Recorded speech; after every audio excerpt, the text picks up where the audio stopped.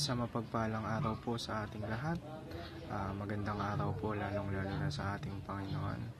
Ako nga po pala si John Robby Medina at ngayong araw po, March 16, 2025, araw ng linggo, ay samahan niyo po akong pag-aralan at tunawain ang mga salita ng ating Panginoon. Ang pamagat po ng ating devotion ngayong araw ay mayroon ka bang bahala na mentality? Determinism. At ang paksa po natin ay magmumula sa Proverbs chapter 16 verse 9. Sinasabi po dito, "In their hearts, human plan their course, but the Lord establishes their steps." At mapunta naman po tayo sa ating katuruan ngayong araw.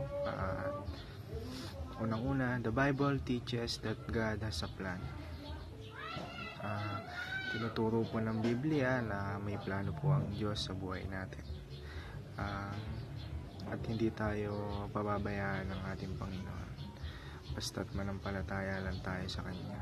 Sa ikalawa, the Bible teaches that we need to be faithful. Yun nga, kaya nga nang sinabi ko, ang Biblia tinuturuan tayo na kailangan natin na maging faithful sa ating Panginoon. Kasi seloso yung Panginoon natin. Ayaw niyang sa iba tayo sumasamba.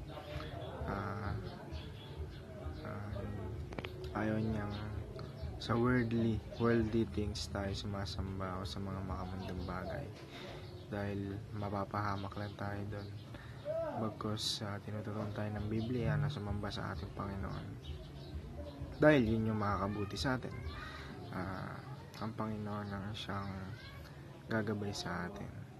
At ikatlo at ikahuling katuruan ngayong araw, the Bible teaches that humans are created free. At mapunta naman po tayo sa ating applications ngayong araw. Una-una, have faith in God and surrender all your worries. Manampalataya tayo sa ating Panginoon. I-surrender natin sa Kanya yung mga bagay na nakakapagpabagabag sa atin, nakakapagbabother sa atin, dahil kung sa sarili lang natin, hindi natin makakaya, hindi natin masusolusyonan yan. Pero kung i-surrender natin lahat sa ating Panginoon, lahat ng worries and struggles natin, God will make a way upang mapagtagumpayan natin yun. Sa ikalawa, do your best always and do not rely on faith. At ikatlo at ikahuling application ngayong araw, be faithful while embracing bahala na si Lord mentality. Kumbaga, maging faithful tayo sa ating Panginoon. At kumbaga, dapat yung mentality natin bahala na si Lord. Siya nang kumbaga, hayaan natin siya manguna sa ating buhay. At yun lamang po para sa araw na to. Maraming salamat po sa inyong pakikinig. God bless us all.